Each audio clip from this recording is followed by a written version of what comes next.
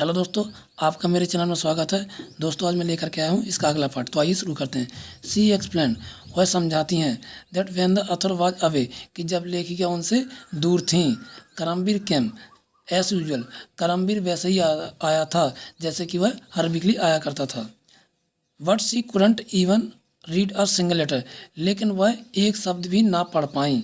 And felt very impressed, और उन्हें बहुत शर्मिंदगी हुई। हेल्पलेस, वह बिल्कुल कैसी थी, हेल्पलेस थी यानी निस्सहाय थी। एंड डिपेंडेंट, और क्या थी वो, डिपेंडेंट थी यानी निर्भर थी किस पर, अपनी पोती पर। आफ्टर दिस, इसके बाद में, सी मेड अ फिर्म डिटर्मिनेशन, इसके बाद उन्होंने दृढ़ निश्चित किया that she would learn to read, कि वह सीखेंगी पढ़ना, द कन्नड़ अल्फ़ाबेट, कि उन्होंने दृढ़ निश्चय लिया कि वह कन्नड़ जो है उनको अल्फ़ाबेट को पढ़ना सीखेंगी।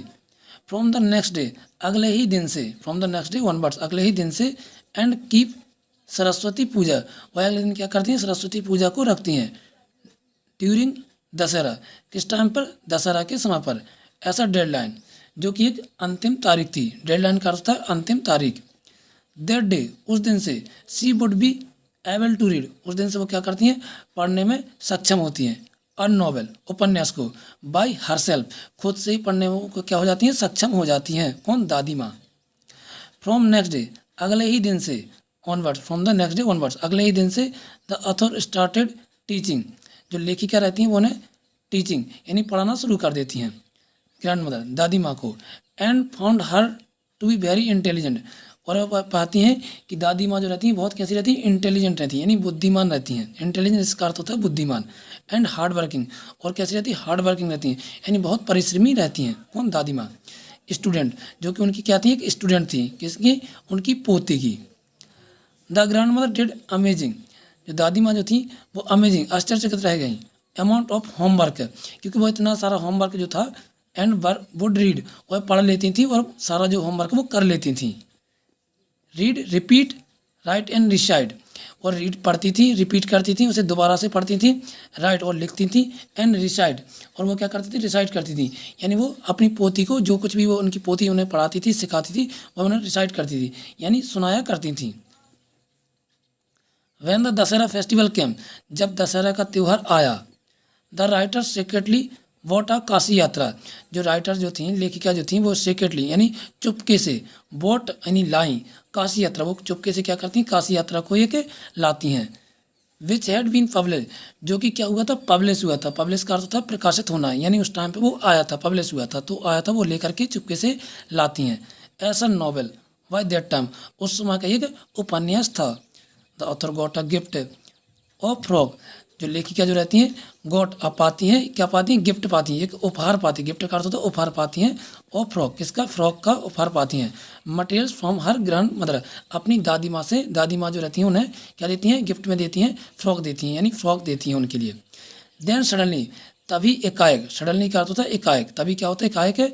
हर ग्रैंड मदर, उनकी दादी माँ, वेंट यानी झुक जाती हैं, डाउन नीचे, उनकी दादी माँ जो वो नीचे झुक जाती हैं। एंड टच हर फीट, और उनके पैर छूते, किन के पैर छूती हैं, तो उनकी पोती के पैर छूती हैं। कौन, दादी माँ।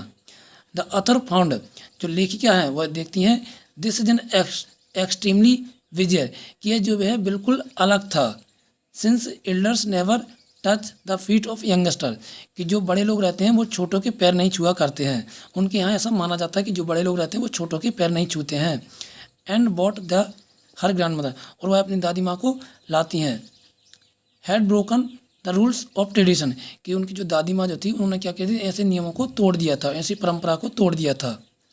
But in response to that, लेकिन वह जवाब देती हैं, रिस्पॉन्स देती हैं।